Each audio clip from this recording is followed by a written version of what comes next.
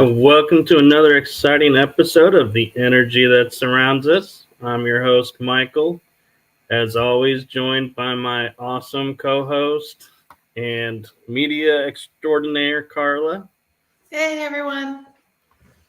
So tonight we have a special treat for you all. We have a really super cool guest that we are so privileged to have with us tonight, Russ Kellett. Yay!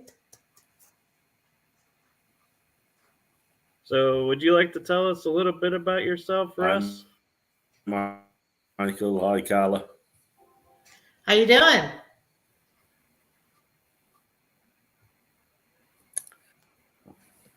Well, yeah. Basically, I'm in my late 50s. I was born in West Yorkshire, in an industrial town, a city called Bradford. I was born and raised there until 22 years ago. So now I'm on the East Coast, which is in the area of the North Sea, and there's been quite a lot of things that have happened over here. One of the incidents going back into the 70s was a pilot called Schaffner, and he was an exchange pilot, and the last that the was this pilot saying that he was chasing after a UFO, and basically that were it. That they found the aircraft in the sea, the North Sea, which is about 20 miles from where I live here in Filey. And when they opened the canopy, the pilot, funnily enough, his name as well was William. So William Schaffner, sort of like, wow, so that if you have a look, if you put that incident in, it was like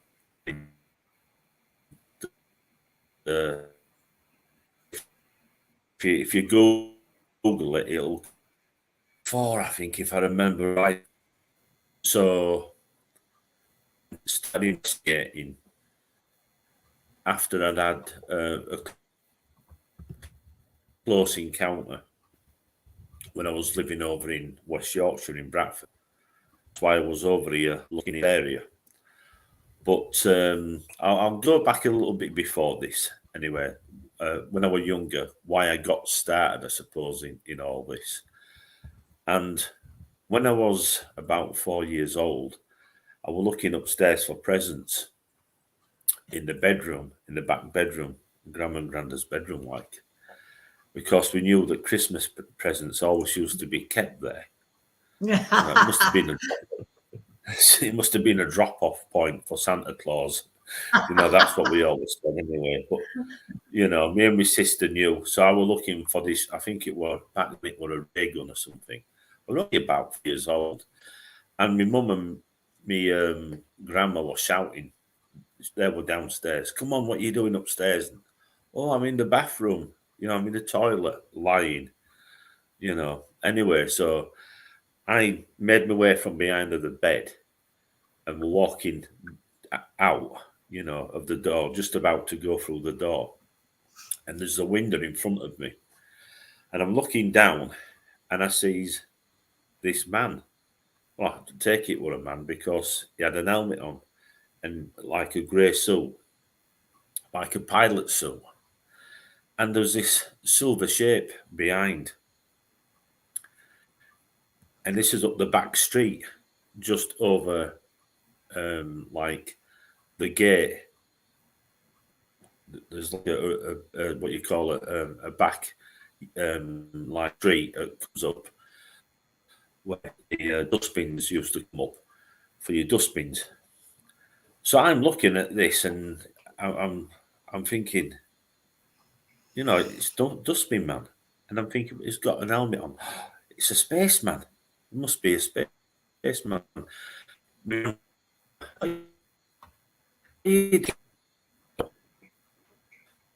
So I'm looking and I'm shouting, yeah, and waved, and this thing had put its hand up like so.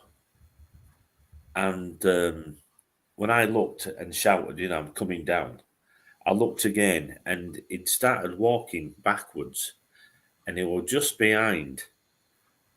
going behind this silver object, and it started juddering and going up a bit, you know, like so. And then my mum shouted this time, "Come on now, get down here. I don't know what you're doing up there." And I looked, it had gone, you know. So I went next door into the bathroom, and then I think I pulled chain or something, and then run downstairs. And my mum was saying, "What have you been doing up there? We've been calling of you, you know." And I thought, I better not tell her, you know, what I've just seen, because I've been in the back bedroom, and my grandma did say it'll be unlucky Christmas presents. So, you know, so I thought I better not say anything, you know. So Smart. you know, I don't know. So the next time, when I came across something, to do with this subject, my dad would have come in from work. He'd been on late shift.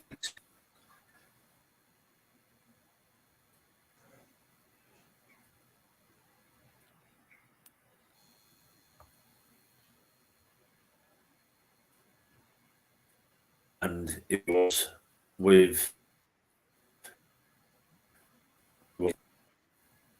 worked with him and some workmates, and the caution going on, and we just thought, "What's up?" Because he had his back to him, what's going on, and they said, "Oh look, you know, you've missed it, Jim." And he said, "Missed what?"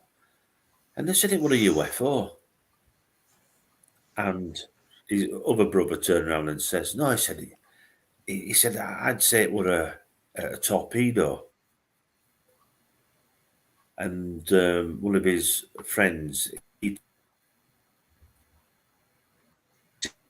cigar shape object, and also says, "Well, I think it was a," you know. So he's telling me mum all this, and I remember magazines every week. You know, I think like Spider-Man and stuff like that, and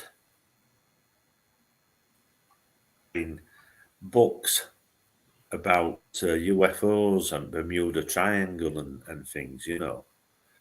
So I suppose I'd got a bit of a loss of my dad, you see. Anyway, we was out. This is like 14 now, and we were playing. So it's like hide and seek. It's called Tin Can Squat, but it's very similar to hide and seek. And as usual, I'd been the first to get caught. And this was where I lived, just at the top. I lived near the top of the road, the back road. And then there was a road that came along. I'd been caught, so I was sat on the corner where there used to be like this big garage, and it had been pulled down. And there were big nails sticking out of the ground.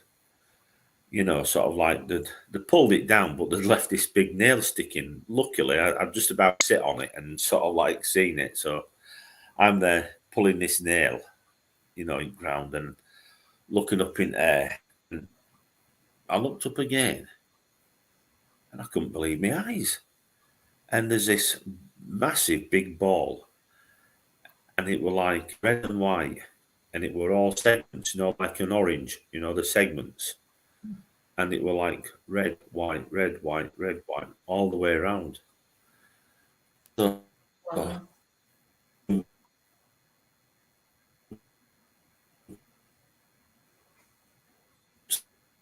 up.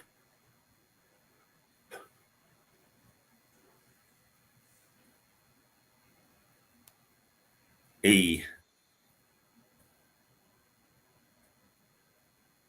turned round and were the lookout and were looking for the rest of not spoiling it. And said, look, it's a UFO. And this object's moving from left to right. It went from the top of the road. There's like a row of houses, and it were about the second house from the beginning. And it went straight across, slow, very slow. And I mean, it were a massive object. And I'm shouting, look, and so now there's all my friends, their heads are popping up over sort of like garden fences and over walls and over gates and behind one or two of the garages. And all of a sudden then they run and they're at the top of the back street now. And they're watching this massive big object. And one of his friends and his girlfriend, he said, "Oh no, it's a UFO." And I'm, well, what is it then? Oh, it's a balloon. It's an air, Hot air balloon. Like a weather balloon? What do you call it? Like a sort of thing. So I said, no, it's not, because I said, we've seen them a couple of weeks ago. There are about 20 of them.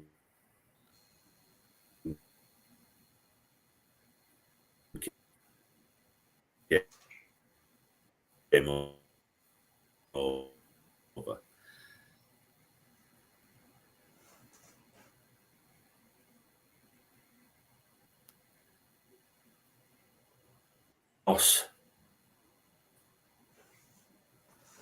There's no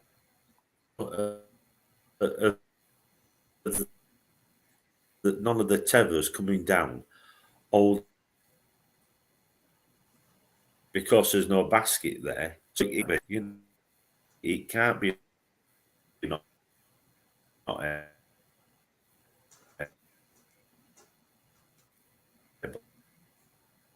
balloon.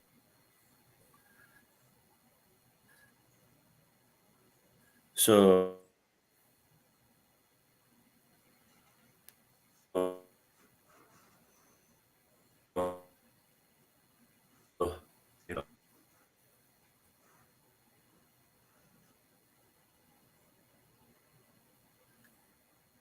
Oh, looks like the Might have internet lost him. checked out.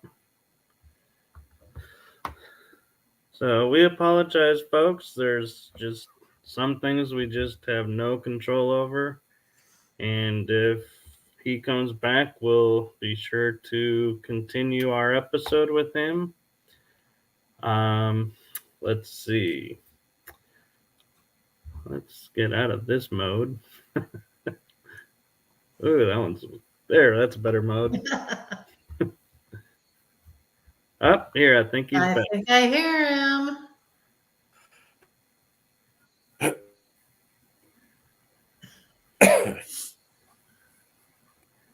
There we are.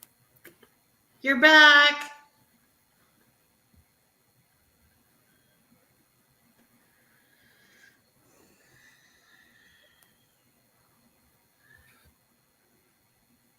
Maybe. The fun things about doing international shows. all the way across. My friends were had run across the road. I said, "Where is it?" They were coming back, and I said, "Where's it gone?" They said, "Oh, it went in a cloud." And one of me said, "We're gonna."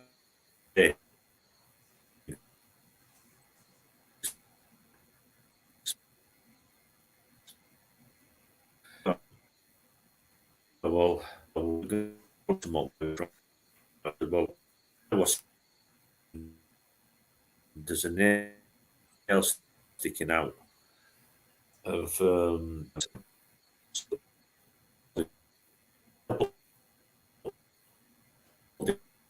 BT.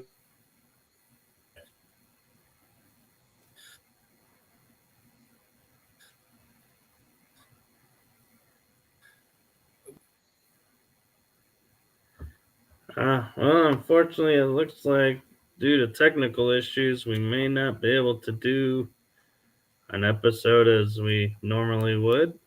Right. But this is unfortunate due to we can't control the internet in the UK, let alone in the US. Yeah. But so one of the things that's kind of freakishly going on right now is we actually have ice on the ground over here. How about you over there? Do you have ice, Carla, or is it just snow? Oh, yeah. Thick ice, and it sounds like tomorrow from 6 a.m. to 6 a.m. Thursday, we're going to get another ½ inch to 3/4 of an inch of ice. We're supposed to have a bad ice storm in our area. But then they reassured us it was going to melt the same on Thursday. So, well, here's Friday for sure. Friday, at least there's sun. Yeah. So let's see.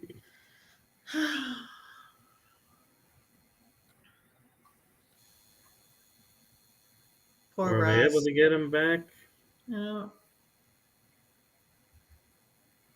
I don't know. So one of the reasons I was looking, there he is. Can you hear us this time?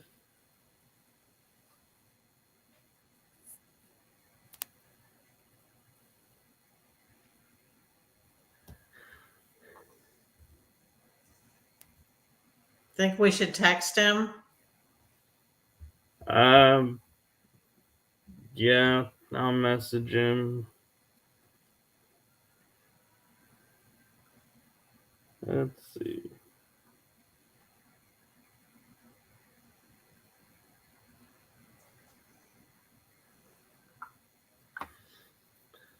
So the subject matter we were hoping to discuss with Russ and what we were bringing him on the show for was he is a ufologist, which means he studies and investigates UFOs. And he was part of investigating a really famous UFO incident in Britain.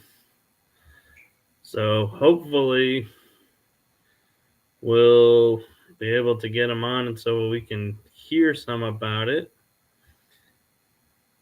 And hopefully the lagging will subside.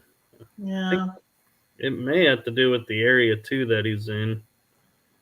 it could be.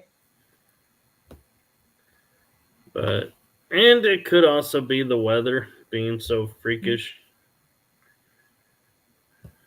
The one thing I thought was pretty cool, though, is at our investigation the other night when we were having communication with a loved one that passed on, and we were actually asking him about, do aliens exist? Oh, yes. And he said yes. We were using dowsing rods. So they crossed about the aliens when we just asked random questions.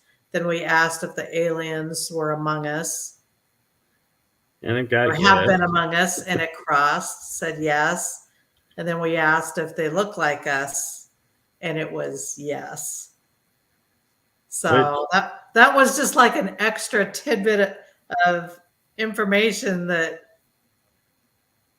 we were able to capture. That I guess the subject matter wasn't what I thought we were going to turn into, but since we had a captive audience there. It was kind of neat that somebody had brought up the question. I mean, when you have somebody that's on the other side, I mean, why Yeah. not ask them? They have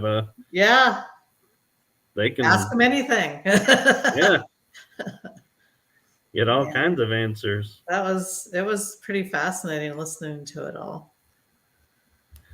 And so the investigation that Carla and I are talking about while we're hoping to get Russ back on was an investigation for Stephen Woodard and Catherine, is it Gonzalez Gurman? Did I say that right? Yeah. They won an investigation with us, and that was what we were doing on Saturday night. And so At Fort Walters Mineral Wells. And I gotta tell you, we got so much stuff that night that we are gonna be doing so much research to validate stuff for a long time. Yeah. We were getting all kinds of answers from, what was it? We had would you say cavalry soldier, possibly? Yeah. Frontier soldier. Yeah. We had a Native American. We had a, how do you say it? Is it, because I keep wanting to say Morticia, but it's not Morticia, like Morticia, the Undertaker person. Right. But you were right, mortician. Oh, okay. Yeah. But does all the embalming and all that stuff. Yeah, and so I got to try a experiment that I've never tried before, which was fun, and Carla got to do a new style of an investigation technique that she loves to do. So yeah, your human pendulum was pretty amazing to watch. We have video, and we promised that on another show that we'll actually show the footage, because it was pretty amazing, the line of questioning and the responses. Actually, you can watch the human pendulum video. It's up on my YouTube channel right now. But yes, we will have it in a future episode as well. Hello to everyone, and it looks like Russ is back. So yeah, Russ, let's try and get him where back. we left off. Hi. Hey, Russ. Hi. Wow. Welcome back. This is going on. Hi.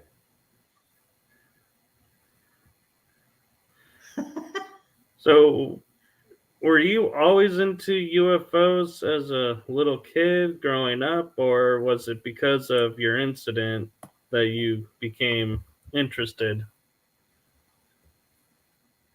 Yeah.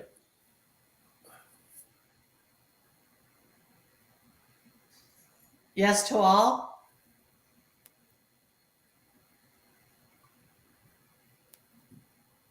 Did we lose you again?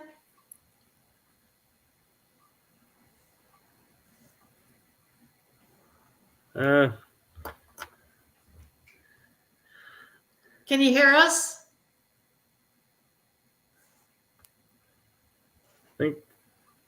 Yeah, you can say that again.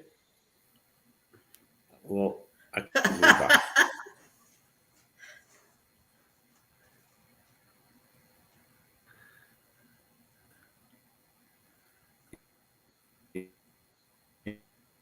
Yep, everything's working here now. Okay. Okay.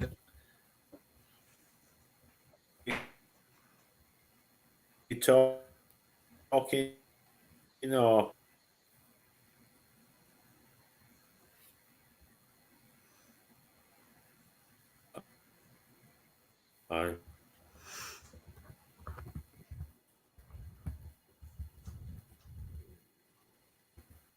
I think we're losing you again. I think we're a lot.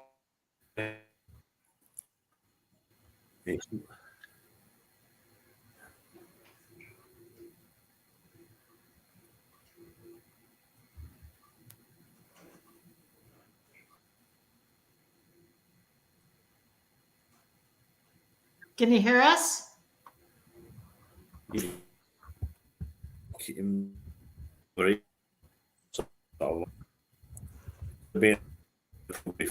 Right.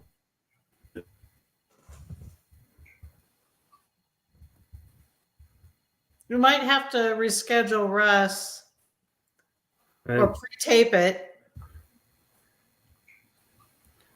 although Joe says the sound is good, so maybe it's just. Is it not? So the sound is good. The sound is good for the guest. Can you hear the guest well? Is there a delay? To anyone in the audience, Joe?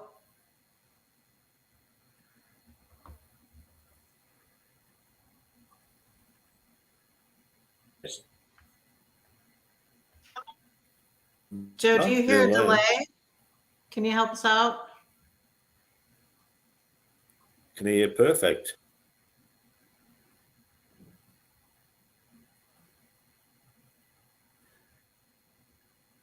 So unfortunately, we're hearing a little bit of lag, so it may be because of the bad weather here. I guess if everyone's hearing. Can you put some of those comments up? Let's see. It might be Langerine. Oop. No, Stephen. No, he's in the UK, Stephen. Not out your way. Yeah, Stephen says huge delay. Yeah. Yeah. We're sorry, everyone. Yeah. It just keeps on cutting out every so often. Yes. And now we've lost him. So Russ is, for everyone that's just joining into the show, Russ Kellett is from the UK area and ufologist. He's an author. He was an abductee and part of the secret space program. And so we were hoping to have him on here so that we could talk to him about all of this. And it's looking like we may have to reschedule. Yeah. Because unfortunately, with our bad weather and it could be a little of both. It could be a little of both because they kept telling us that we're going to have issues because of the ice. So, yeah. So if y'all are interested, we can go back to while we're waiting for him talking about investigations or stuff. Irene, I'm doing well actually, staying warm with the ice. How is everyone in the audience doing? hey, Catherine.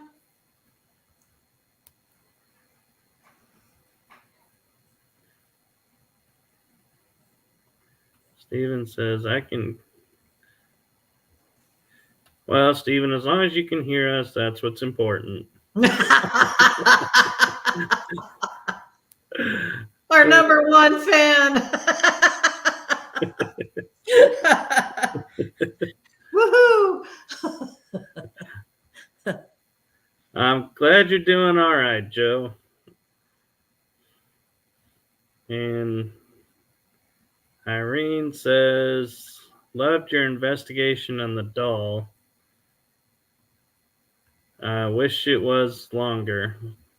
We do too, but the temperature actually started to drop. Yeah. We'll do Hey, it again. Catherine. I bet you are feeling a little chilly. Arr! It's chilly. Steven says, let's talk Fort Walters. Okay. Let's do So, that. totally have our attention with that. So, those of you who have seen, we did lives there where we did the human pendulum experiment. We did what I call dueling Estes method. Estes method and dowsing rods. Yes. And we had, it wasn't live, but we did do a dowsing rod session in the doll room of the PX, in which we contacted a dear friend of ours who's on the other side and had a really touching conversation.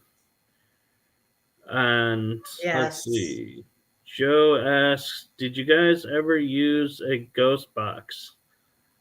We used the SB7. Yeah, I think we used a spirit box for that one. Hey, For Nikki. what one? For what one?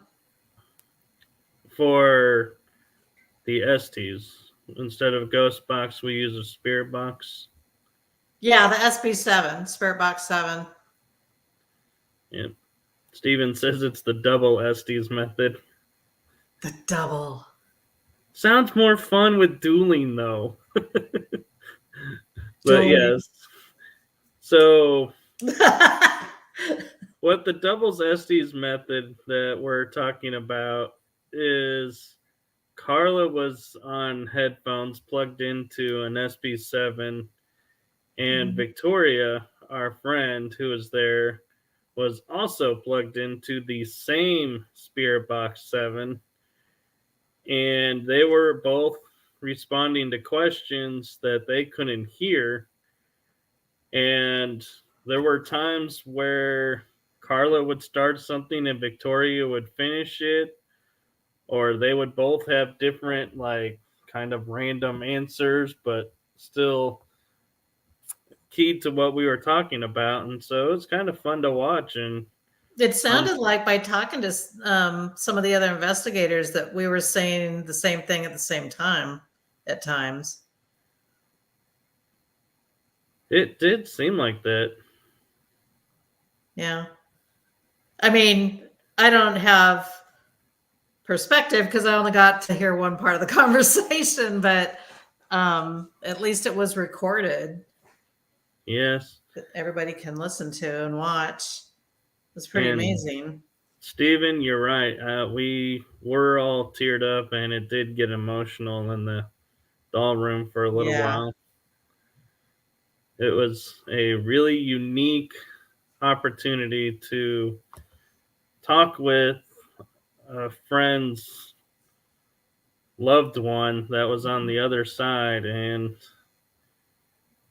to see how he was manipulating the dowsing rods. Just words can't even explain how touching and empowering and yet still validating at the same time. It was like, man, and we all got the opportunity to ask questions. It's just a little backstory on that. The wife was with us, and her favorite investigative tool of choice is the dowsing rod. And so, for whatever reason, when she was using her own dowsing rods, she wasn't quite getting much of the responses when all of us were sitting in the doll room. Just wasn't getting a reaction from the rods much. And so she handed them over to me, asking for me to try. And from that point on, for the next almost an hour and a half, it was like an hour and 15 minutes or so, it was just a conversation with him to her, with different people asking questions within the room, but it validated a lot of things that she's always wanted to know, and then off-topic subjects that we wanted to know, like the alien questions and things that you would think about, like do you sleep or eat, or that type of questioning that we don't know. I mean, that you would just think, do you have to, is there like a process, or is it a regimented day, or is it just, and so the answers we were getting were just amazing. And there was a lot of emotion, a lot of tearing up. But she was ecstatic, just overwhelmingly happy by the time we were done with that session. It was amazing. I think we're going to post that one too as well, right? Yes, we're looking at getting a copy of that to where I can post it on my YouTube channel as well. Yeah. And we will look at getting the double SDs and double what do you call it, dowsing rod session that we did with Chelsea as well. And so one of the things that I'll kind of share with you all right now is, so the doll room is on one side of the PX building, and when we did the human pendulum, we were on the exact opposite side of the building in the poker room. And the Chelsea doll is actually just like diagonal to the poker room. So we were in the haunted house section of the PX building in the maze. And Catherine says, I can post it on mine as well, but I wanted to check with Eileen to make sure she was okay with it and that everyone was okay with it. That's a good idea, Catherine, but if you can post it, that would be awesome. Yeah. Catherine was there, and she was taking a lot of cool photos too. I know that I asked Eileen if she wanted a copy of it. Well, actually, she reached out and said that she would like a copy. So I sent that to her today, and she was able to listen to it and was very appreciative of having that for her. But yeah, I think it's like Catherine said, is that we need to check before we post. Right. Because as cool as it was, it is still a personal. You need to be respectful. So, and also just reiterating and throwing this out there for people is the Fort Walters base is a very cool location to investigate. The best thing to do is to reach out to Shauna. She's the caretaker of the building, and she will happily schedule with you an investigation. And who knows, you might even get to see Carla or I there, because we go and investigate there quite a bit.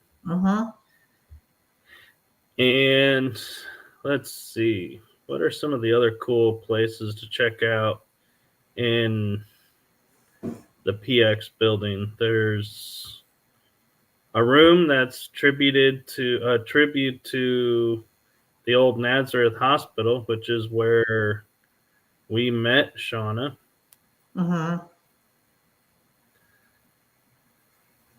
Let's see. Yeah. Why don't we talk about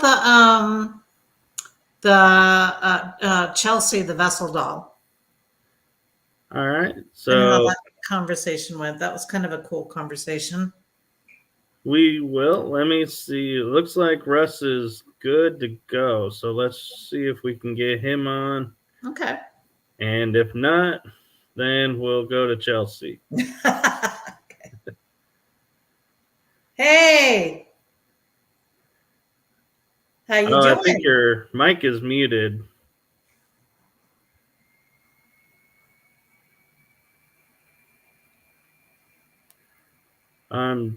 Joe, yes, we are. And we will talk about that on another episode. Russ, can you hear us? I'm gonna send him a message. He can hear us, but we can't hear him.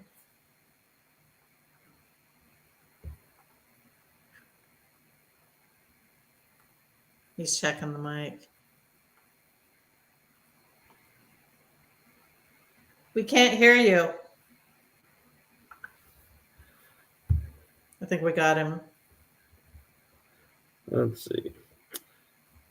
As I like to say, folks, this is the fun of having a live show. Nothing like ad-libbing through a podcast.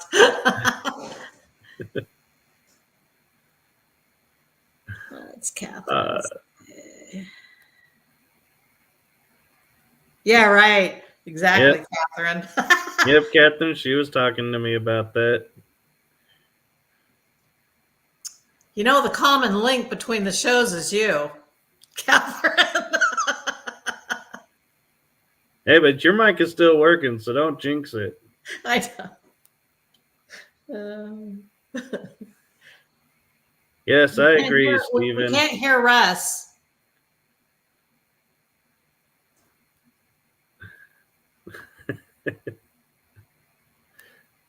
What'd she say? She said no.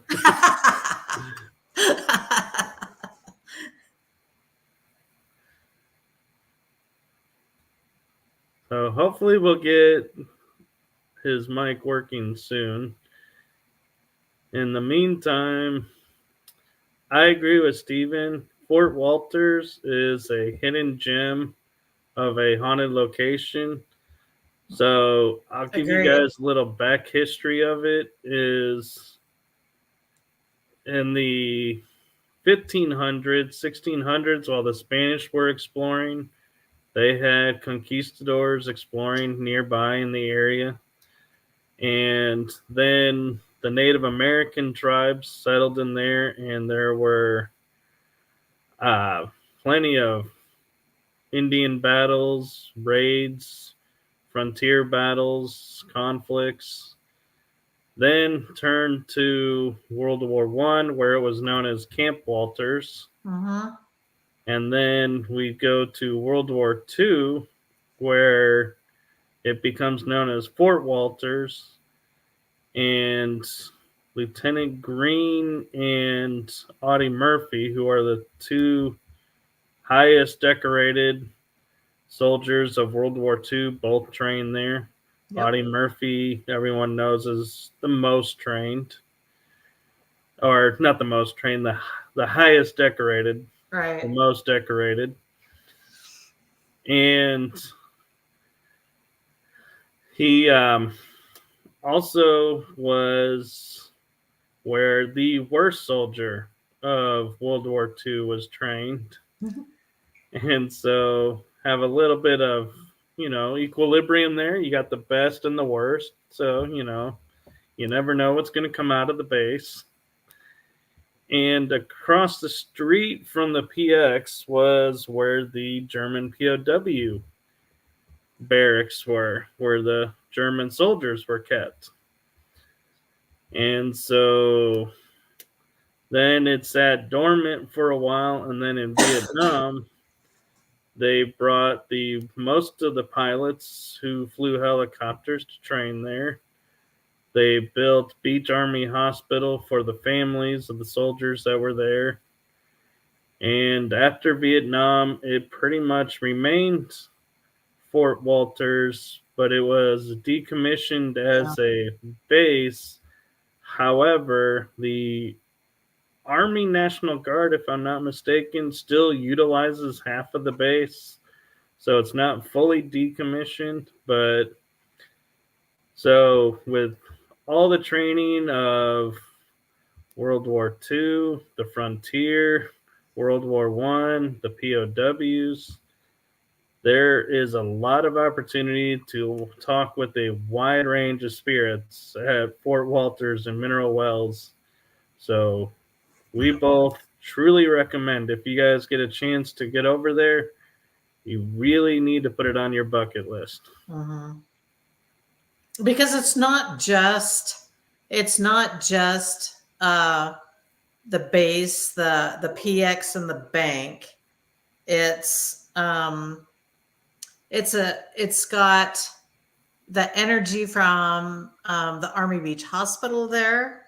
It's got Cherokee, Comanche. Yeah, Comanche, Cherokee type energy there. And it also has a lot of the objects and therefore energy from the Nazareth Hospital in there.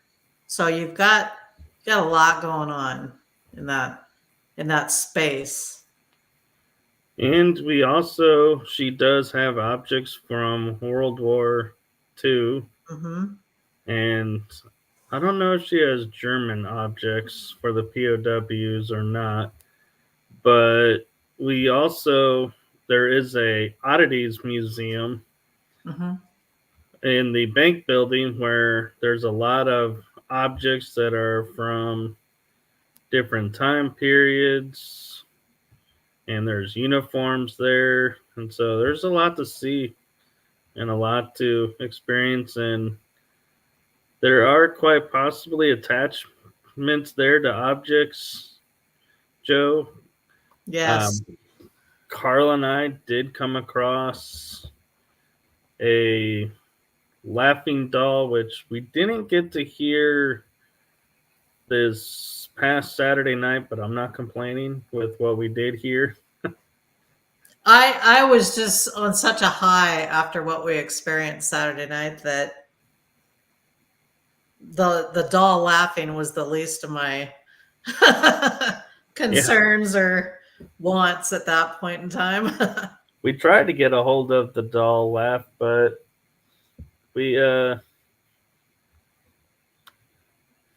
Stephen corrected me. It's the Texas National Guard still uses the back part for training. Yeah, there's a lot of training grounds and buildings and stuff like that back there. So, Joe, as promised, the vessel doll known as Chelsea. So, she got her name Chelsea from the fact that if you're a fan of Destination Fear, when they were investigating the Nazareth Hospital, mm-hmm. Chelsea was in the basement in the doll room, and the doll was, I believe, suspended from the air near the wall. Yeah. Or might have been stapled to the wall. But while Chelsea was in there, this black mass appeared behind the doll, and it startled Chelsea, and she was freaked out and went out. And Catherine just watched the episode, so she's verifying it was on a chair in the air. Right.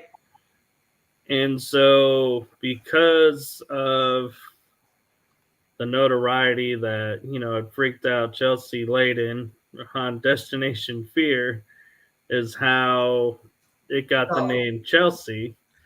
Yeah. And we have been trying to determine what the spirit's real name is. And we recently, in a conversation with the doll, found out it is a she. She wants her old dress and her old hair back. Russ? Yeah. Hey, we can hear Russ now. You're back. Yeah. Just fixed it. Oh my gosh, that sounds so much better. It's a brand new computer, is this? So, but I hadn't set it up, you see, so I've just realised. Much better. Okay, you guys are going to have to wait. It's like part 2 of our investigation. We'll be on another episode. Oh, dear. Sorry to leave you hanging. Yeah. Yay. We were looking forward to talking with you about your UFO investigations, your Yeah, well, Calvin. Yay. have we got about 5 minutes now? Yeah. Well, we can go a little bit longer, but not too much long. But one question I would like to ask you from your experience, is there like a certain energy or like a resonance vibration you feel when the UFOs are around? Oh, yeah. Yeah. You can sense, sort of like you can actually sense that they're around. So much that when I've got my camera with me, sort of like I'll just turn it around and start filming. And if you have a look on, I think it's, I'm just trying to think now whether it's Flying Saucer Television or UFO Paranormal TV on YouTube, you'll see some of the videos that I started going out and videoing these things. I said to my friend, "Oh, you're always seeing things and filming," I said, "Oh, yeah." And my other friend said to me, he said, "Well, that's because you haven't got a camera." He says, "Why don't you get one?" So I started going out with a video camera with night vision and what have you, and filming. And when I was with a friend who was disabled in my group, and I said to him, "Here, Keith, do you want to have a look?" And I'm handing him the camera. And as I'm handing him the camera, there's a flash, and I can feel this power going down my body and back up it, And so I said, "Give us camera back a minute," And I carried on filming this UFO. And when I went in the house, excuse me, I'm all bunged up with flu. But when I went back in the house and rewound the video, the tape, you can see me getting zapped by 6 balls of light come down in one flash in a split second. I think it's like 60 frames a second, 60 frames a minute, I should say. And you can see that there's these balls of light coming down and moving up where the lens is, and I'm at the end of the lens. You've got to remember that. And it's a quick flash, and there is a sound. And I had somebody, basically saying, "I've seen that video. It's rubbish. You've turned the night vision on, and that's what the noise is. There's like a click." And I said, "No," I said, "because if you have a look, the night vision's already on. I'm filming in night vision." "Oh, well, it's been turned off." And I said, "Well, no, because if you have a look, the night vision's still on." You'll always get, they're not skeptics and they're not debunkers, they're haters. So that's one, me getting zapped. Then I filmed what in 2000, it looks like a man falling out of the sky, called Flying Man or Ejector Seat. But that actual object flew across the sky where I was stood, and my friend were looking out of his door, and he had binoculars, and it came down. The next day I went and had a look for the object, and on 2 photographs I've actually got a flying triangle looking around this area where it came down.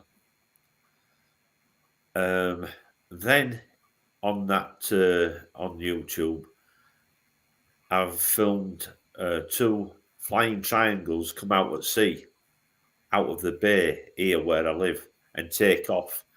And I film it for like 20 minutes. At first, I thought it was one of those. I said B-52 and I meant B-2 bombers, because people are supposed to be in the know, have said that they can basically do some incredible things, these B-2 bombers. And I've heard all sorts, so they can almost hover and all sorts and go real, I don't know. You always get them, don't you? And so I'm thinking, well, could it be, one of these, exotic spacecraft? And when I'm filming, when I'm looking, and I'm taking my eyes off the ball looking, and I can't believe what I'm seeing. And I'm witnessing 2 flying triangles side by side coming out of the bay. And there's a road right next to where it's coming out of the sea. And it can't be more than 200 feet away from the side of the road. Oops. And I filmed that for 20 minutes. Oh my gosh. And all the time I was filming that, there were things coming down and trying to connect with it and what have you.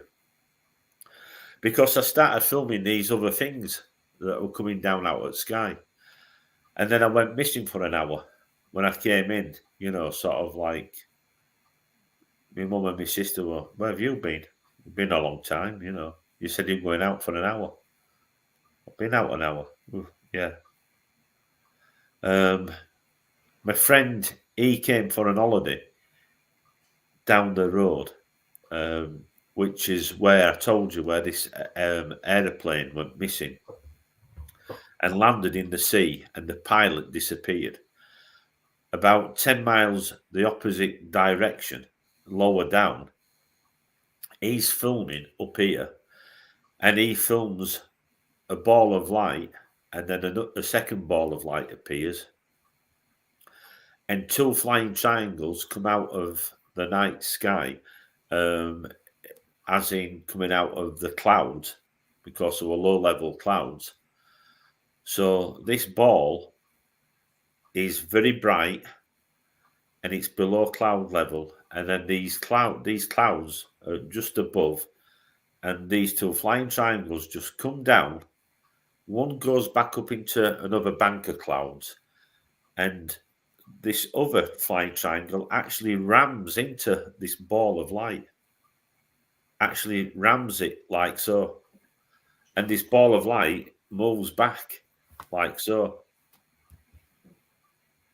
And then it takes off, and it goes to smash into it, and it moves out of its way again.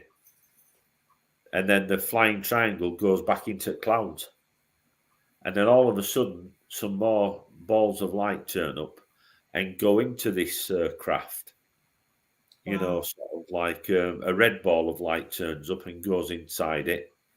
And as it comes down, and he's filmed this for an hour. This is a friend that were in my group. And as it comes down now, low to the ground, like rockets shoot up to it. People have said, did you see that? Did you see that? I said, yeah. So right underneath, just as it's above, these objects come up towards it like so, but they don't touch it. They sort of like fade out. So people say that have seen the actual objects. Could have been ground-to-air missiles. There's a school of thought that says, could there be people that have been abducted? Could the ball of light been hanging around and it's been ready to abduct people? And is that what the flying triangle were doing? Were it trying to attack? Because there's no doubt that it's an actual dogfight in the sky. Wow. Just where I live, just outside where I live here, East Coast. That's amazing. So I'm So these are the curious. cases that I've been working on. When I moved around here 20 odd years ago, I was already coming over here, listening to people telling me about this area. And I'm filming it myself. I mean, the thing is, it's like you get researchers and they're researching other people's information. Half the time they get it wrong. I've heard researchers on television, I was just saying today, which really sickens me off quite a lot, where they're in these big groups and they've got people on talking on a chat show and they're abductees. And these people, turn around and say, oh, well, we don't believe in abductions. You take the money from the groups, don't you? You know what they pay to join, but you don't believe. Yeah, make me Yeah. sick. These people will never see anything. They'll never know anything. You know what I mean? Simple as that. They're It's not all about chosen. money.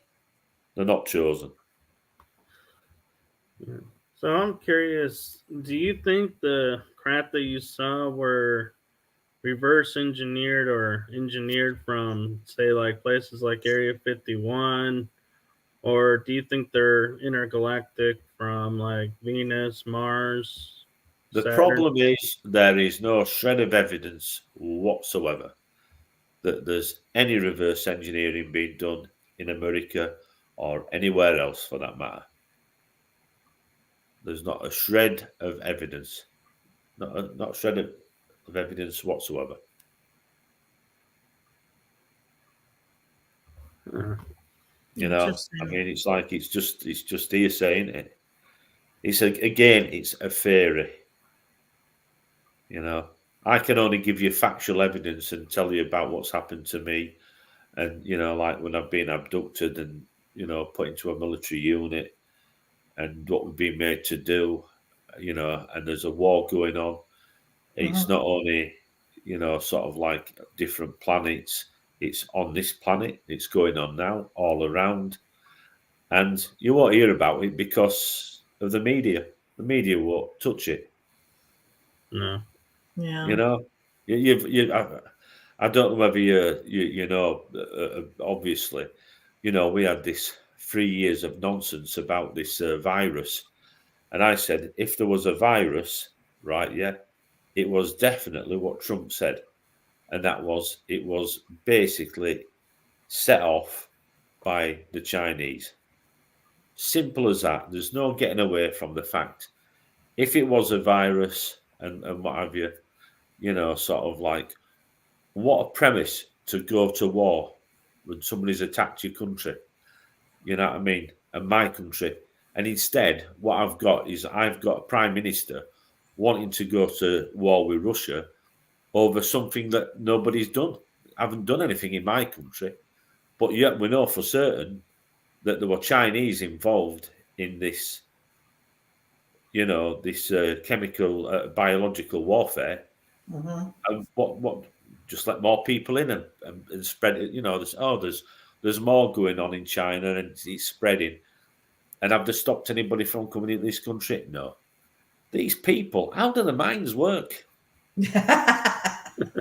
We had a guy who was injected and he was poisoned with like nuclear chemicals or whatever years ago in this country when by Russians, and I know that what they call them, Venko or something, and they never went to war then. You know what I mean? And again, a reason to go to war if you've done something like that in somebody's country, and they were like nuclear, sort of like, sort of like this,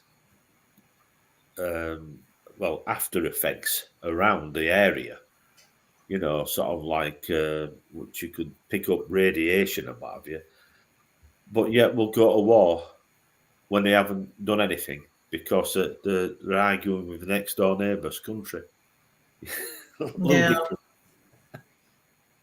Ludicrous, you know what I mean? Anyway, sorry. But it's like you're not getting any news. We've had no news in this country for about 7 years. You know, we were talking the other day, you know, a lot of people in the 60s and 70s are saying that what's the news? We don't have news. Not like we used to. And you used to sit down and watch news. You don't see any news. The only news is it's bad news. And it's, you know what I mean? Right. But like I say, you know, I'm going round in circles. But, you know, you're not going to find out in America or over here what's going on until it's too late. And it's almost too late. Right. So I'm just curious, when you mentioned you're part of the secret space program, or you were a part of it, were you stationed off-world or were you stationed here on Earth? Both.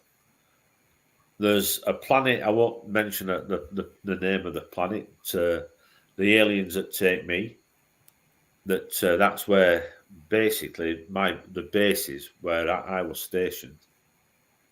And also there's places on this planet also. But there's so much going on. There's so much going on. It's like each government has like maybe 2-3 factions, and they're supporting different aliens, different alien races. And you just know about, you've only got to listen to what's going on in politics, where there's people not doing as what they're supposed to do, right? Yeah, by law, and they're not adhering to the way that they're supposed to, you know, sort of like basically to promote themselves and to do the job what they're doing. In other words, it's all about money, and it's about millions of pounds, and that's what we've got happening over here at the moment. So the thing is, you know, how many people in the government are taking money, right? Yeah, and what they're taking money from and for. So when you know that, you know, you're thinking to yourself, these are the people that have been put in power. They're no better than anybody else. And if they'll do this, and normally somebody would get sort of like at least 5 years for what they've done. But nothing's going to happen to them because they're above the law. So when you know that that's happening, and there's all the other things that are happening, and nobody's accountable for what they're doing in government, you think to yourself, what else is going on? I know what else is going on. And that is that, you know, they're allies with an alien race. So you might have a country that's different factions, allies with maybe 3 alien races, just like my country as well. Mm-hmm. And what are they getting from it? You know, what are they getting from it? Originally, if we go back to Eisenhower, when he was supposed to, I mean, is it true? Did he sell everybody out? You know, this is a big question. Did he sell everybody out? Did he turn around and, you know, sort of like say you can take a quarter of humans for this and for that and for something else? You know, which is it's a worry, because, you know, if your president's done something like that, you know what I mean, been fighting Nazis, you know what I mean, sort of like, you know, better than them. You know what I mean? Right. And what they're doing, what, you know, if they're taking all these people, what are they doing with the people that they're taking? I know what they're doing. I know they're putting, you know, people like me and other people into military units. And there's the others, what are they doing with them? Using them as slaves, food. You know? They're not just taking them on holidays, are they? They're not saying, oh, come over here, come on, you know, you can come for an holiday with us. I don't think so. You know what I mean? It's like when you're abducted, like I said to somebody the other day, You know, it's like 15 years. You abduct somebody, take somebody without consent, you get like 15. Lucky if you got 15 years for murder these days, but you know what I mean? It's like taking somebody against the will. Right. You know, Yeah. it's like, what is it for? You know, and I hear all these people, you know, happy clappies. Oh, they're here to save the world. Well, they're not doing a good job, you know what I mean? Sort of like we had 2 world wars. You know what I mean? There's a third one on its way. You know, you'd think they'd pull the finger out and start saying, well, look, let's have enough of this. You know, but they're not. Nowhere to be seen. Can I ask you a question? Yeah, of course. So this is kind of on a lighter note.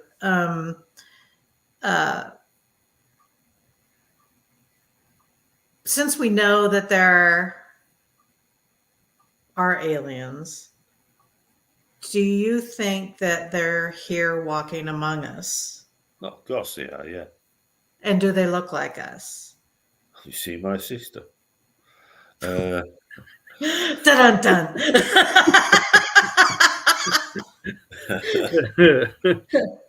Do we want to see your No. sister? Somebody's See my going to get slapped girlfriend. upside the head here. Girlfriend's definitely an alien. Oh, Yeah. it was such a simple question. Oh dear, only telling the truth. Yeah, no, they're around. Yeah, But do they look like us? yeah, definitely. Yeah, some do and some don't. Okay. Some cover it, you know, quite easy. You know, but you know, I mean, where do we come from? You know, we're talking about other people being aliens, so, but you know, where do we come from? Yeah. Can they shapeshift? Oh hell, yeah. Okay. Yeah, definitely, yeah. I mean, I was talking about shadow people. I've seen your advertisement on about shadow people. Mhm. We're shadow people.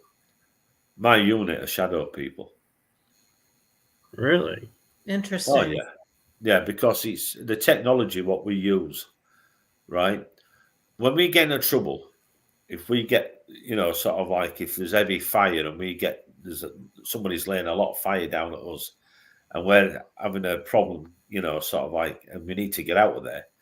On my uniform, I'll turn the dial and press a button, and I'll disappear, right? Yeah, to the naked eye. But there's what you call a signature left behind, and that is me, the outline, a silhouette. Now, what we can do is, the reason why we do this, we can hightail it, get out, if we sort of like in a forest, go through trees and get out, if you see what I mean, and we can go through solid objects. So it's a slow form of teleportation, if you see what I mean, because it is like it's a teleportation system, but it's slowed down so you can go through solid objects to get out. You know, goose get out with easy. You know what I mean? So like, and then once you're away from the enemy, you know, sort of like you can, you know, call, you know, for backup and sort of like, or get out of there, you know, sort of like basically use the other teleportation system to go back to base. That's if base are going to let you, or unless they say, you know, you stay down there and you know, sort of like you fight out, you know, to the end, do what you're down there to do. So help me understand. So now I'm kind of blending two different worlds here. Is there a possibility that when we go out and do investigations in remote locations and we see shadow people or some type of entity that we can't describe, could it possibly be an alien that we're seeing and Why not? not a spirit? Just depends if there's some kind of underground base there. But it is, like I say, that what you're seeing could well be us, or I say us, another unit, Yeah. because, you know, they're not the only alien race that use that either, use that system. Right. I just was kind of trying to draw some type of connection. Like what we go into an investigation for might not be really what we're experiencing necessarily. Yeah, no, exactly. Yeah, you might be stepping into, you know, deep water. You know what I mean? I mean, the thing is, seriously, right? Yeah, I was talking about this on BBC Radio some years ago, and they were talking about abductions and people disappearing. Mm-hmm. And I said to them that there was, I think it was about 160,000 people that had gone missing the year previous. Mm-hmm. And the host of the show said, "Oh no, I don't believe that." And I said, "We can find out." I said, I rung up and I said it was like 160,000 last year. So one of their researchers got on and had phoned Missing Persons Bureau or whatever. And she came back and she said, "No, it's actually more. This year, the you know, what the year before I'd said, not the last year, but the year before last." She turned around, she says that we can't give you the statistics for this year because it's not the full year yet, you know what I mean? But we can give you last year's. Mm-hmm. And she said last year there was 180,000 people went missing. And this is in my country, this is an island.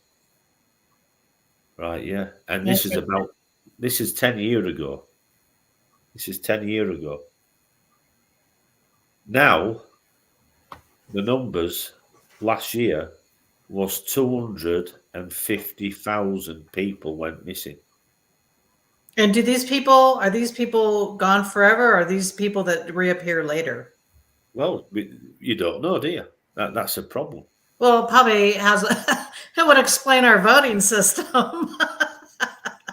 Precisely, yeah. That's a whole other thing. Yeah, but it's scary, isn't it? You know? It is. It's, you know, where are the... I mean, what she said was, well, she says, they come back the next day.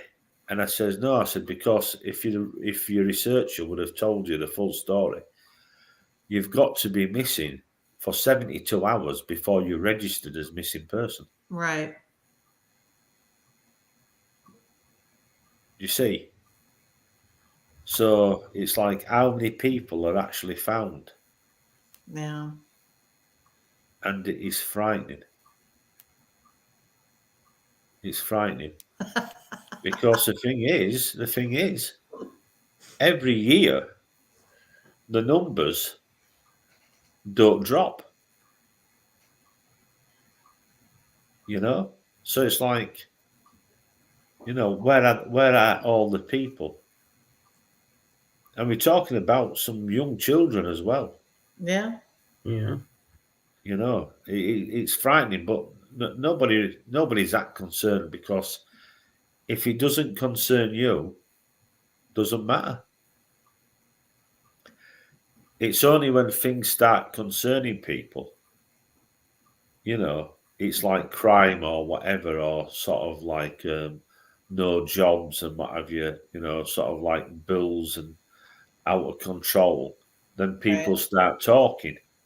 Right. You know, but unless it concerns them, they don't really bother.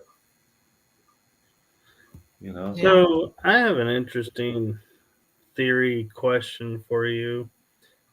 The cryptids that I'm sure you probably heard about in the paranormal community, are those just interdimensional like beings or aliens that are here and gone, and we get a glimpse, and so we interpret them as being here, but they're not really here?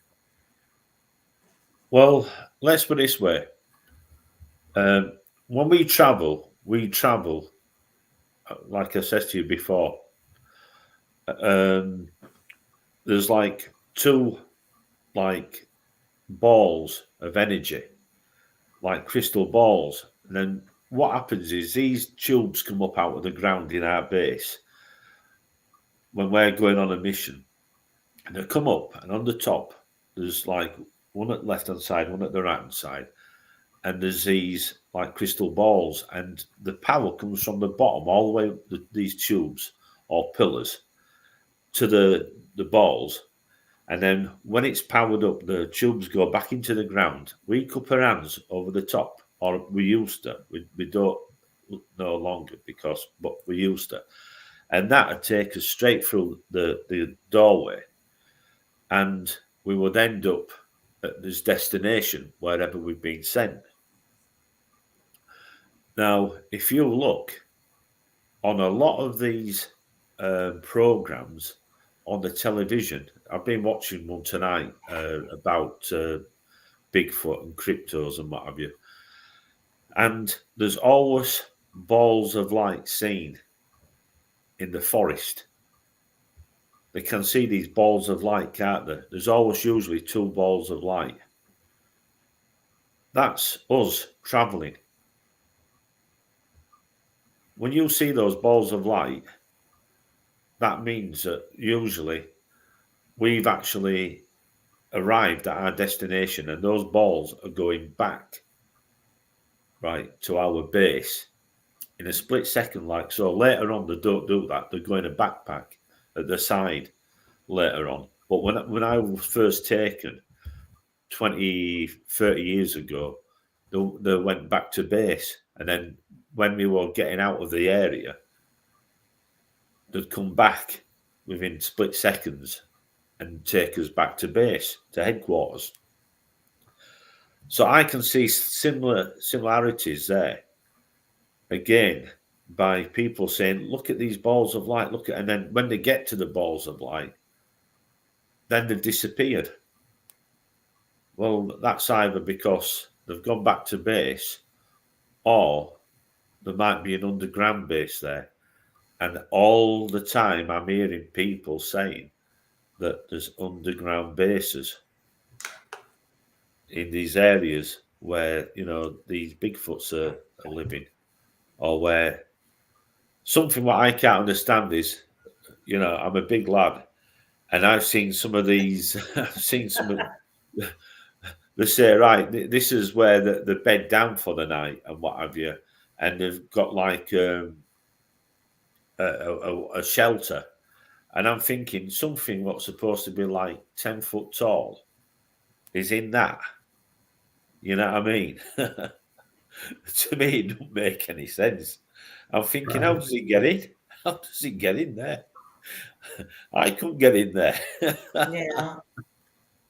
You know what I mean? I just, wow. Yeah. When you mention underground bases, are those connected to the Hollow Earth and like with the Ant people, or is that something totally separate? Well, yeah. You've got to look at the total history of this planet, right? Yeah, and when you're looking at some people say the Bible, Talmud, sort of like other religions, and see where it all started from, by these giants, these gods coming down and, and then basically destroying the people and the planet. I remember I got the cane for asking a question. Religious education, and she just told us about Noah and Ark and everything, and sort of like animals going in 2 by 2, and I said, have I got this right, miss? But what are you saying? That he doesn't like us, and he's killing us all as well. And the teacher turned around and says, go to the headmaster's office and get the cane. But what for? Why? sort of like I've asked a question, and the thing is, at the end of the day, right? Yeah, God has been trying to get rid of us since day one. Yeah, the floods were there to drown us all. It won't rid of us. Sort of like, and getting the cane for asking a simple question like this, absolutely disgraceful. But so it's a case of all the time, it seems like all around the world, no matter, everybody in different religions seem to believe the same thing, that their gods had sort of like sent down wrath upon us, right? Yeah, to get rid of us. And some people went and tried to go into caves and sort of like these tunnel systems, and so that could be the thing. If it didn't only happen over here in this country, in America, Europe, Asia, Africa, that means that would the people have all done this, had the same, sort of like instinct, sort of like, and to go and to build, dig and go underground. I mean, the same people, if you look at it, all around the world have built the same structures, which are pyramids.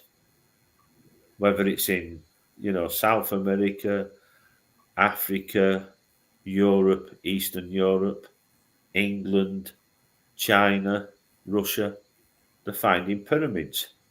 So again, there's a link there. So the thing is, yeah, they probably have. I know that there is underground bases. Believe me, there is underground. There's one just where I live here, where the two flying triangles come out of the sea, out of the bay. They're not coming out of the bay for nothing, have they? They've been, sort of like doing something under the sea. So yeah, the answer is yeah, that there is definitely people. There's other civilizations that are supposed to have been lost. There's not only, what did they say, Atlantis. What's that other one called? Is it Mu? Mu and Lemuria. Yeah, and then there's another place, this mystical place near Ireland that pops up every 7 years or whatever.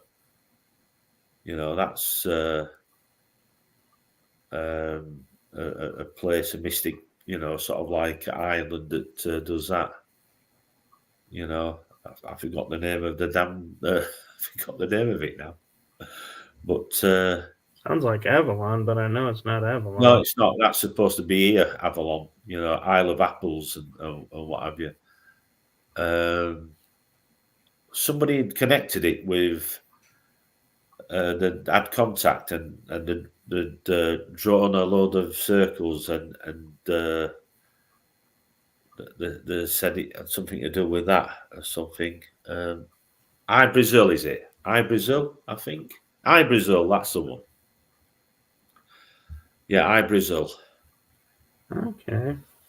But, well, I hate to cut you off, Russ, but we're actually no problem. Like half hour over. I'm sorry about the problem. Obviously, this computer's better than the one I was using. Yeah. I don't know. But we appreciate you hanging in there with us and getting it fixed. And we will definitely have to have you come back on and continue this because this is fascinating. Mm-hmm. I never told you the start of it, where else? Anyway, never mind. But thank you for having us on, Carla. Sure. Yeah. So where can people go to see your stuff and your books? You can go to Amazon. I've got a book out called E.T. Rider and one called Alien Invasion Wales. And if you have a look for us on, I think, Flying Saucer Television and UFO Paranormal TV on YouTube.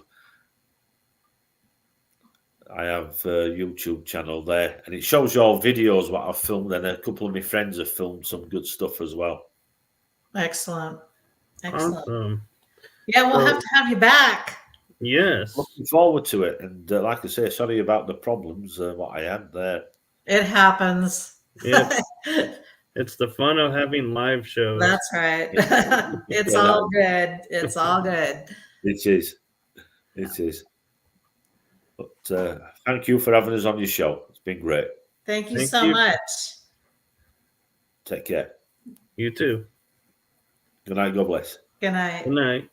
Good night.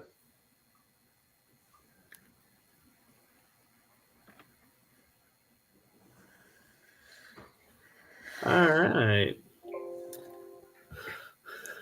So that was fun. Yeah.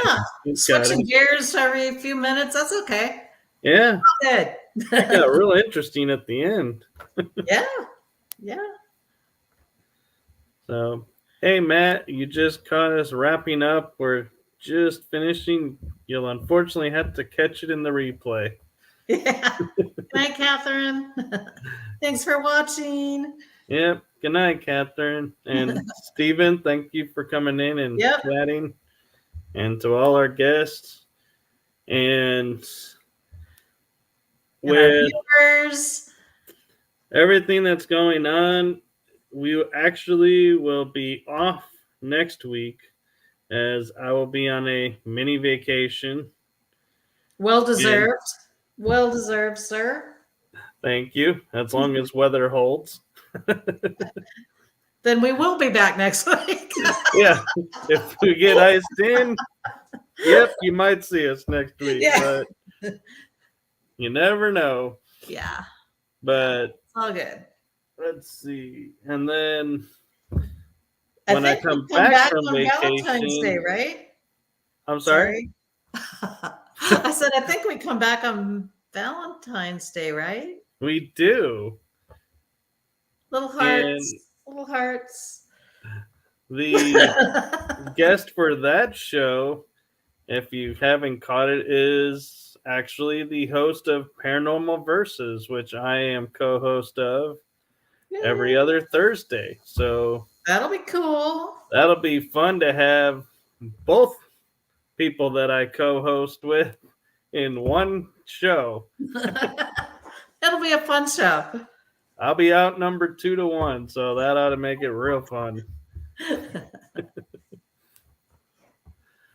Even better. I will definitely be kept in line for that show. All righty. Well, you have an excellent vacation next week. Thank you. Take lots of pictures. I'm sure I will. Yep, Catherine, it's going to be a party. Hello, Howard. Hey, Howard. Howard is the host of the Petri Dish, if you want to catch that on our network. And so I will say good night from our show. Yep. Have fun, be safe, and always make sure you log that evidence because you never know what you're going to find. I figured you were going to say something like, always look to the stars or something. Well, you know, yeah, I could do, you know, I don't know if it's copyrighted and if I can say it, but the Kid Craddock show always had a really cool send off. Which is? Keep looking up because that's where it all is. There you go. That covers a lot. Yeah. All the energy that surrounds us. Dun, dun. So keep your eyes open and keep your energy fields, you know, intact because you never know what's around you. Good Have night, a good everyone. night, everyone. We'll see you in a couple weeks. Yep. Good night.